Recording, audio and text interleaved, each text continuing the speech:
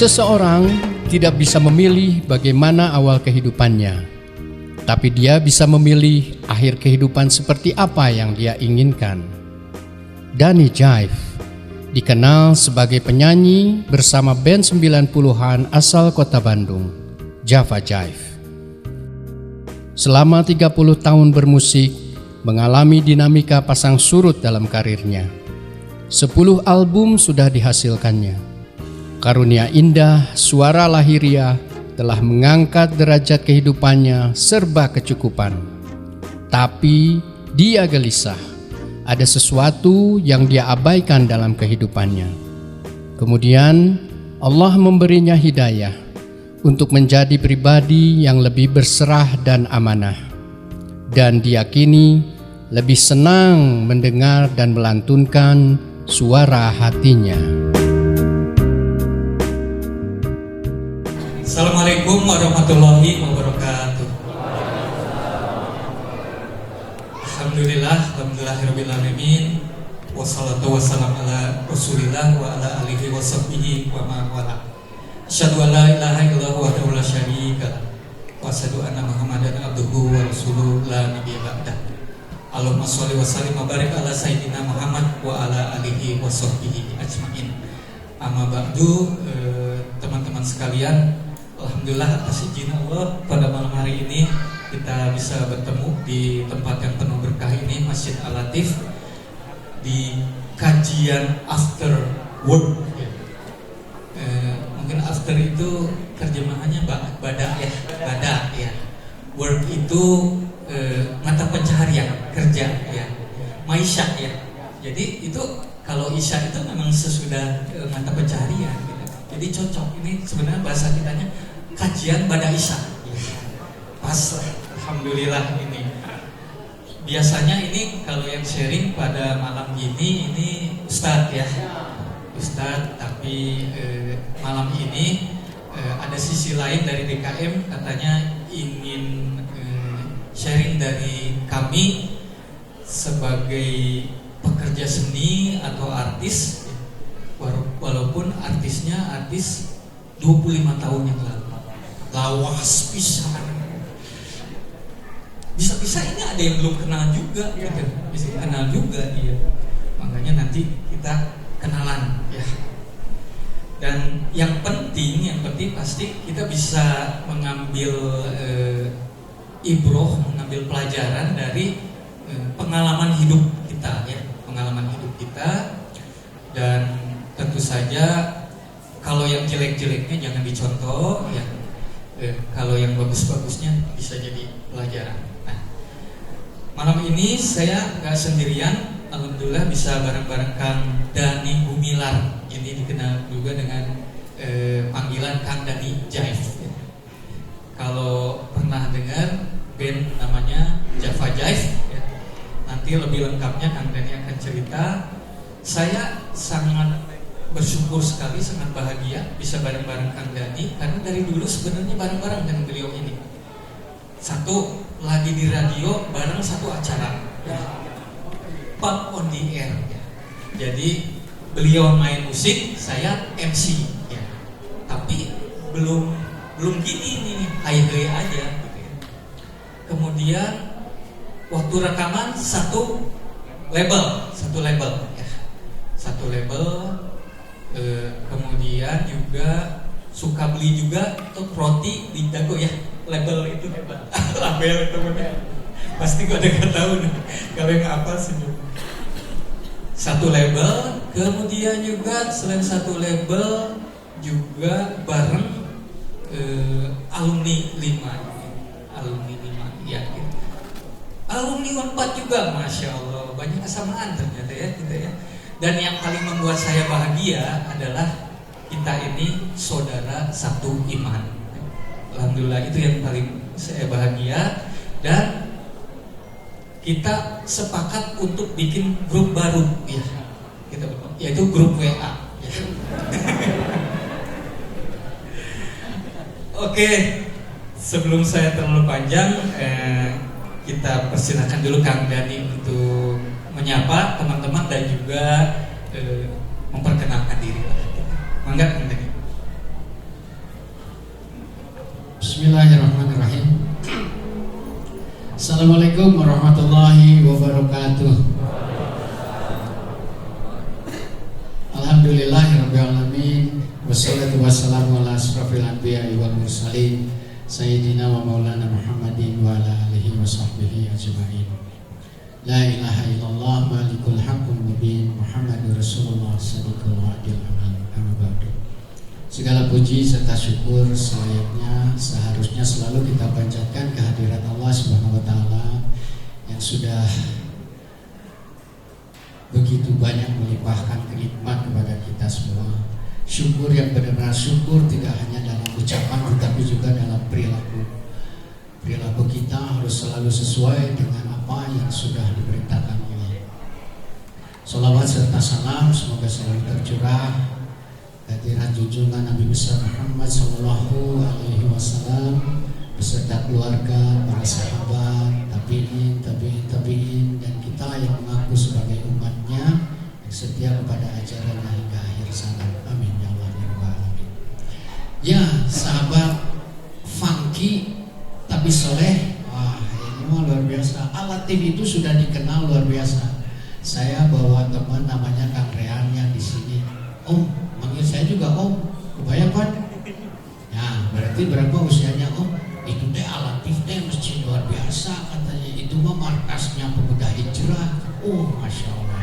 Jadi saat saya diajak sama Kang Daan untuk hadir dalam kajian, dari judul nanti kajian Katukan, apalagi pas tadi diminta Kang nanti di awal mau baca Al-Quran. Subhanallah, aduh Kang tembok kaki itu pilih saya rewas teuing nanti ya.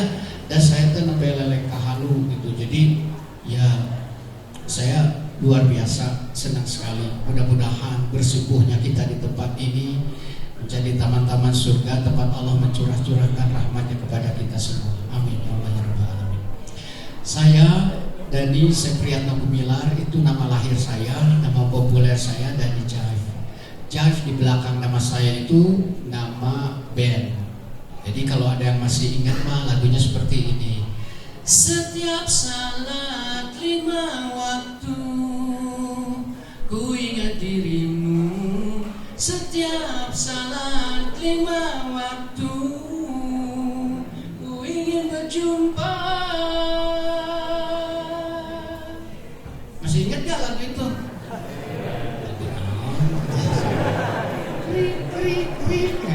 Ini karena banyak seusia anak-anak saya ya, tapi kalau yang di belakang mungkin teteh-teteh yang angkatannya agak sedikit di tengah gitu, mungkin tahu lagu itu ya. Jadi saya memang berkarir sebagai musisi, sebagai pemusik, sebagai penyanyi dari tahun 89 lah, perintisan dari mulai 89 selesai SMA itu. Nah 89 saya kurang cat lahir ya, bukan antara lahir pantesan dong. Jadi ya itu dari 89 saya merintis di musik dan terus jadi musik itu ada dibagi dua gitu ya. Kalau ininya klasifikasi besarnya ada non recording dan recording. Nah non recording itu saya mulai dari 89 sampai 91 saya sudah rekaman solo. Terus 93 rekaman sama band saya yang Java Jaif. Sampai sekarang kita sudah 32 tahun dan masih aktif bandnya, kita masih bersama. Jadi seperti itu. Saya nanti kalau misalnya ada sesuatu yang mau ditanyakan atau apa, kita elaborasi lagi karena ini Kang Daan sudah menampilkan kunciannya gitu ya. Bangga Kang Daan kita. Oh lah jangan wae lah. Oh album ya. Jadi ya langsung aja kalau saya heun lah ini mah saya heun oke. Nah, atau sutan wae gitu. Sutan. Jadi sahabat ya, ini kita tahu ya semua juga pada pegang ini mah pasti pada punya juga. Atau yang belum punya pengen punya juga ya. Ini namanya apa? Smartphone ya.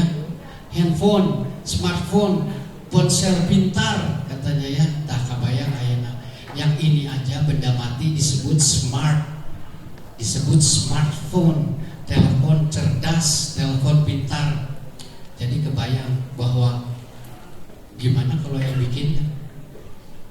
pasti bikinan kan, tidak ada ujuk-ujuk aja gitu, ada saya handphone jelek terus saya kan enggak, tapi pasti ada yang bikin. Nah, yang bikinnya ini kebayang pasti lebih pintar kan, karena dia sudah bisa berkarya, dia sudah bisa membuat sesuatu yang bisa memudahkan hidupnya. Tujuannya untuk apa? Untuk agar si smartphone ini bisa membantu kehidupannya sehari-hari dalam bergaul, dalam mencari nafkah, dalam memonitor anak, memonitor pacar, ya memonitor pacar banyak asa rada lepat ya, bobogohan kayak gitu sih. Nah gitu ya, maka nafsi-nafsi itu mah. Jadi intinya handphone ini dibuat oleh orang gitu ya. Orang itu kebayang orangnya juga orang pinter dan bisa membuat sesuatu yang membuat orang menjadi mudah. Sekarang apalagi kitanya gitu. Kitanya ini jauh lebih pinter dari handphone. Kebayang gak siapa yang membuat kita ini sampai bisa sepintar ini gitu. Jadi intinya manusia itu semuanya sudah ditanamkan kecerdasan, ada chip kecerdasan yang sangat luar biasa. Nah inilah yang mendrive, yang menjalankan orang ini berlaku mau apapun gitu ya. Dia bisa berlaku sesukanya dia. Dia bisa melakukan amal salah atau amal soleh, tergantung tuntunannya, tergantung referensi yang dia punya.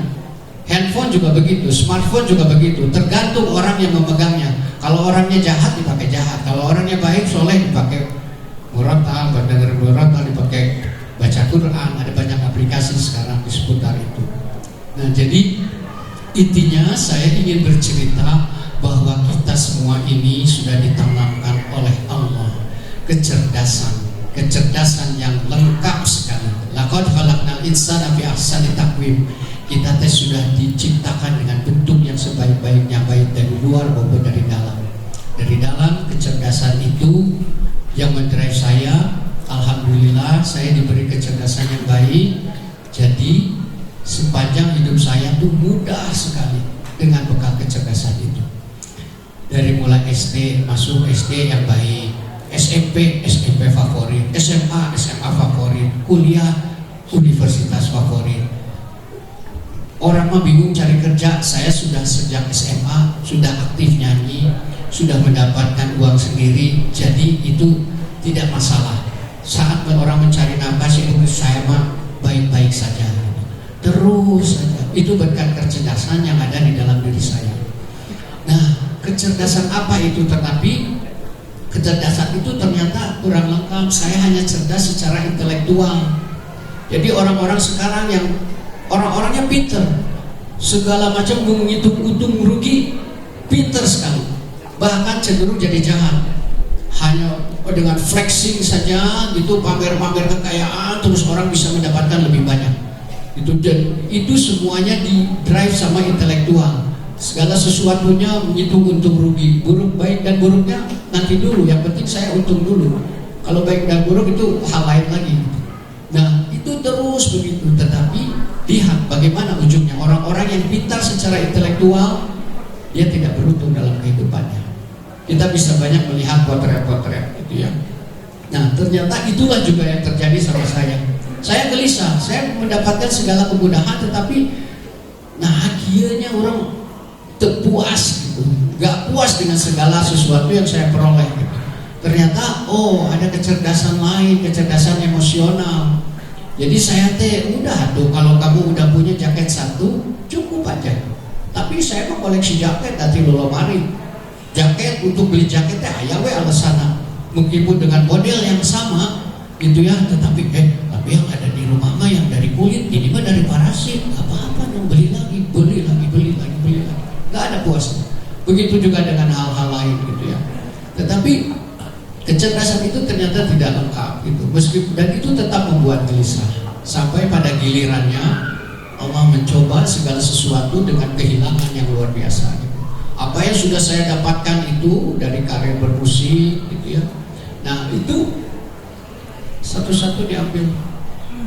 Karena firman Allah, a'udzubillahi minasyaitonirrajim, wa iz ta'azzana rabbukum la in syakartum la azidanakum wa la in kafartum inna azabi lasyadid. dan eta teh leres pisan. Subhanallah. Jadi pendeknya mah tong macem-macem lah gitu ya. Karena naudzubillah kita tidak tahu, meskipun la yukallifullahu nafsan illa wus'aha katanya ya, kita mah tidak akan pernah dibebani dengan sesuatu yang di luar kemampuan kita. Tetapi pertanyaannya, kita tahu nggak kemampuan kita? Gak tahu. Jadi gak usah macam-macam, mendingan ikuti aja lah yang sudah disuratkan, yang sudah diajarkan, yang sudah digariskan gitu ya. Nah, kegelisahan itu menyadarkan saya gitu, jadi bahwa oh ternyata ada satu lagi kecerdasan yang tidak saya miliki atau sudah ada di dalam tetapi tidak saya asah. Yang saya asah adalah dari SD secara akademis itu intelektual. Yang saya asah dalam pergaulan, banyak teman, ya banyak relasi dan segala macam, itu kecerdasan emosional. Tetapi saya lupa bahwa ada kecerdasan spiritual yang harus saya latih. Bagaimana itu hubungan saya dengan sang pemilik waktu. Waktu saya tinggal sedikit. Jadi kalau saya tidak memperbaiki hubungan saya dengan sang pemilik waktu yang menciptakan saya, itu naudzubillah, saya tidak mau berakhir azab di dunia saja. Yang tadi yang saya lupakan itu baru sampai pada kecerdasan emosional, saya sudah merasa kesulitan. Saya sudah tidak tahan dengan segala kehilangan itu, kehilangan karir, kehilangan teman, bahkan kehilangan kebebasan. Manusia lahir itu secara hukum katanya ya, di kiri ada hukum, di kanan ada kebebasan. Saat gitu, nah dia teh sudah dijamin secara hukum bahwa dia teh bebas secara hukum, diakui oleh di mana tempat dia tinggal, gitu ya, dan dia bebas. Nah ini kebebasan yang hakiki, yang asasi itu dia saya miliki pun direnggut. Saya dimasukkan ke pesantren versi dunia, gitu ya. Nah itu membuat saya berpikir lagi, astagfirullahaladzim, kunaon dia tehnya. Jadi karir yang luar biasa itu, top-topnya gitu ya, karir itu bukan cuma nyanyi di dalam negeri, tapi sampai ke luar negeri. Bukan cuma nyanyi sama orang-orang dalam negeri, tetapi sama penyanyi-penyanyi luar negeri. Album berapa yang paling banyak? Album tes, saya sudah 8 album. 8 album paling banyak? Paling banyak apanya? Penjualan secara fisik. Penjualan secara fisik gitu ya, kita juga nggak tahu. Ya, cenah mah orang teh dibohongan. Iya, yang kita tahu lah. Nggak tahu ya, dia cenah mah 1 juta, 2 juta gitu ya. Ya. Sampai ya 1 juta ya. Sampai di album pertama tahun 93 itu katanya 500.000 kan. 500.000. Ya, sampai kopi ya. 500.000 Dulu kopi. bentuknya masih kaset. Betul. Dan di album kedua katanya laku 1.200.000 katanya. Dan itu pencapaian yang luar biasa. Luar biasa. Karena kita sama-sama mengalami keadaan gitu. Jadi secara material itu ternyata nggak cukup, bukan itu yang kita cari gitu ya. Jadi kecerdasan spiritual saya mulai saya asah, tapi bagaimana caranya ya? Saya mulai memperhatikan orang-orang, guru-guru, ulama-ulama, ceramah-ceramah gitu. Dan saat saya suatu kali ini ya yang membuat saya iya gitu ya. Saya Jumatan di rumah saya di sini dekat di Muara Raja, dan ada masjid namanya Masjid Nugraha di situ. Satu kali saya Jumatan gitu kan, biasanya ada selebaran gitu. Terus saya ya ambil aja gitu, karena orang lain ambil saya juga ambil aja sambil nunggu gitu baca-baca. Saya terantuk sama satu ayat. A'udzubillahi minasyaitonirrajim. Qul huwallazi ansha'akum wa ja'ala lakumus sam'a wal absara wal af'idata qalilan ma tashkurun. Begitu bunyi ayatnya. Katanya ya Allah yang menciptakan pendengaran, penglihatan dan hati itu ya, itu sungguh Allah. Tetapi kebanyakan dari kita tuh tidak bersyukur. Teh mani jelek aja sama saya teh ya. Karena saya teh dalam dunia seni yang paling berperan itu adalah indera kita dan perasaan. Jadi kalau saya nyanyi nggak dengerin instrumen nada gitu ya, nggak didengar sama saya, ya saya nggak akan punya panduan gimana saya nyanyi gitu, gimana saya tahu not itu di mana gitu. Nah setelah itu kalau bikin video klip dan kudu gaya tuh ya, kudu kaset gitu. Bagaimana kalau saya tidak bisa melihat dan dipantas ku batur gitu, mana tahu bahwa saya ini sudah cakep dan sudah pantas dilihat orang gitu. Kali aja saya di atasnya dikasih jas, tapi ke bawahnya kan lansir pondok atau tukang mana-mana gitu kan, menjadi sesuatu yang aneh juga. Nah itu tuh wal afidah dan hati saat saya berkarya itu saya merasa estetika itu ditentukan oleh hati. Nah dari situ saya bisa, oh ini lagunya enak deh, pantas untuk dipromosikan. Karena apa? Karena dengan kepantasan dipromosikan itu akan mendukung penjualan. Dengan adanya penjualan itu saya tidak merugikan perusahaan tempat saya bekerja, dan saya akan mendapatkan keuntungan berupa bonus maupun royalti gitu ya kalau dalam seni.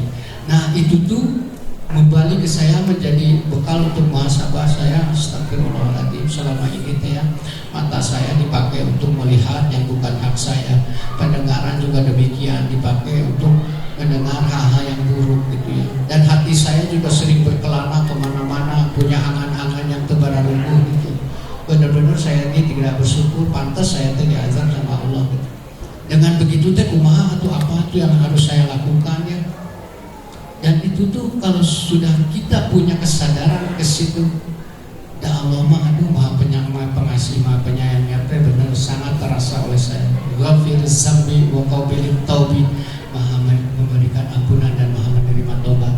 Yang atas jalan hijrah adalah tobat itu, dan saya berusaha bertobat dan terus selalu bertobat atas segala sesuatu yang saya lakukan. Dan alhamdulillah dengan begitu apa yang saya cari, maksudnya ketenangan ya, sukses, pengen sukses, tapi saya mah lebih pengen selamat deh daripada sukses. Ya percuma sukses deh dari selamat mah gitu. Tetapi dengan keselamatan, dengan kita selamat, insya Allah sukses mah Allah mah pasti kasih, yakin aja. Tetapi keselamatan harus diperjuangkan. Dengan apa? Dengan ilmunya gitu ya. Karena Islam ada jalan keselamatan gitu.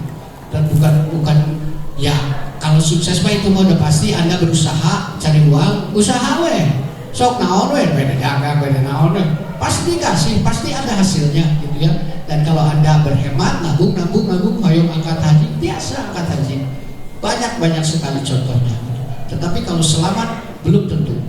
Kita banyak harta, tetapi unggal seminggu sekali kan cuci darah, ya kesalaman, atau artos saya mau cuci darah. Kita kaya raya, tetapi anak kita 3 nu hiji bau 3 brus ka walungan nu hiji tepararuku babalapannya, wah pakai knalpot gandeng itu sewa polisi.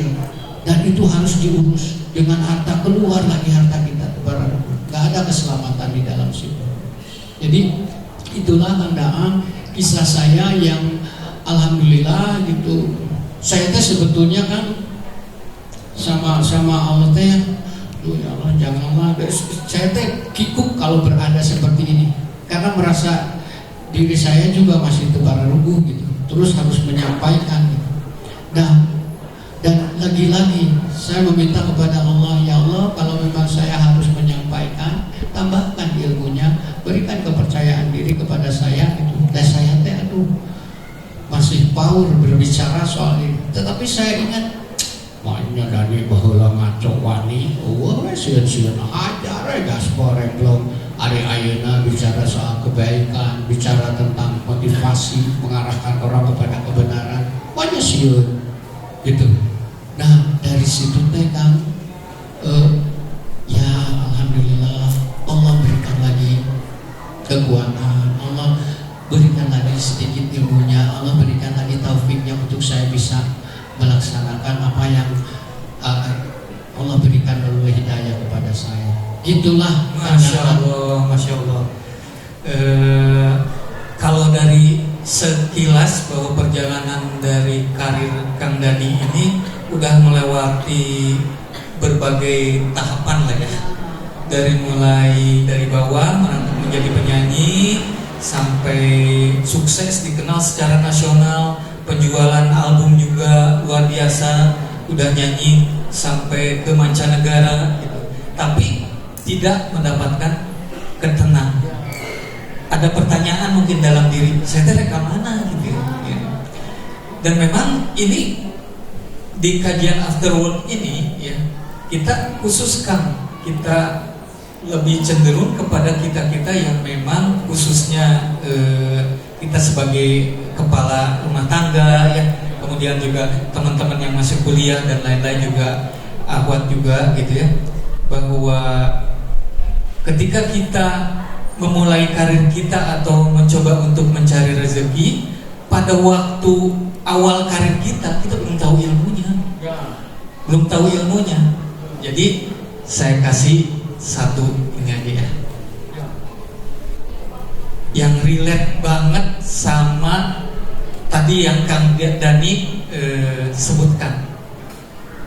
Ini surat Hud ayat 6 ya. A'udzubillahi minasyaitonirrajim.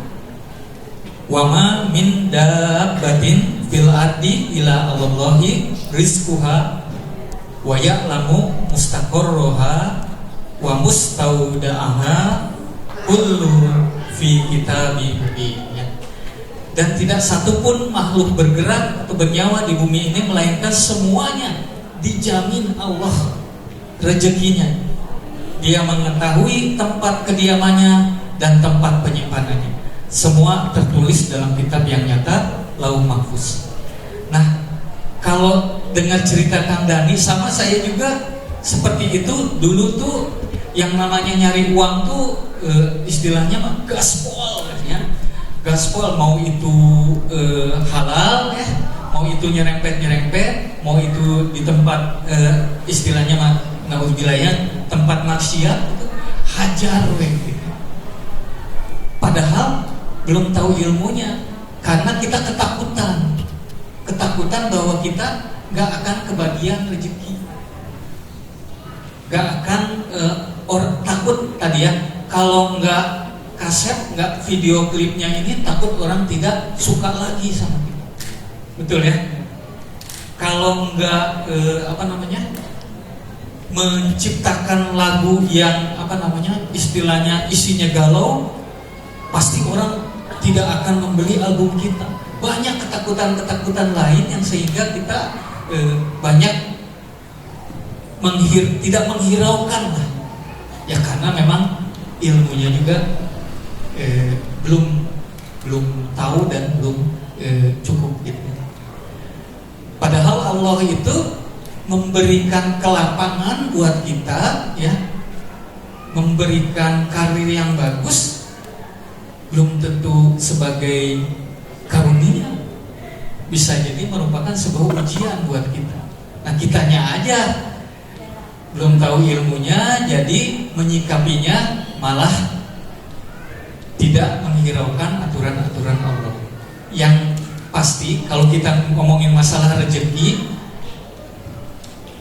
selain kita yakin bahwa setiap makhluk ya, ini dabah itu sebenarnya artinya adalah binatang yang melata ya, binatang yang tanpa tangan, tanpa kaki ya, tidak bisa kemana-mana, tempatnya juga di lubang yang paling dalam di lautan, tapi Allah menjamin rezeki buat makhluk tersebut. Apalagi kita yang diberi kemampuan, bisa berpikir, bisa punya kelebihan, bisa smart tadi kata ini ya. Tapi ya kita juga harus mempunyai konsep dalam mencari rezeki itu adalah wafis samai rizqukum wa ma tu'adun. Dan di langit terdapat sebab-sebab rezekimu dan apa yang dijanjikan kepadamu. Kita mah bukan kadang-kadang, sering ya, mungkin saya, ya pastilah saya waktu dulu ya, Kang Dani juga menganggap kesuksesan itu karena jadi payah sendiri, karena orang bodor, jadi loba nu nonton, banyak uang masuk gitu. Kang Dani, karena suara saya bagus, lagu saya bagus gitu. Kita nggak ngerti ilmunya bahwa semua sumber rezeki itu sebenarnya dari langit, yaitu dari Allah. Dan ketika kita terpuruk, Kang Dani pernah ngalamin terpuruk, saya juga ya mengalami ya masa-masa yang udah nggak terlalu banyak pekerjaan. Malah pikirannya tanya gimana cari pekerjaan, gimana cari usaha gitu. Padahal kalau dari ayat ini ya, bahwa sumber-sumber rezeki kita ada di langit. Dan mintalah ke Allah gitu. Mintalah ke Allah.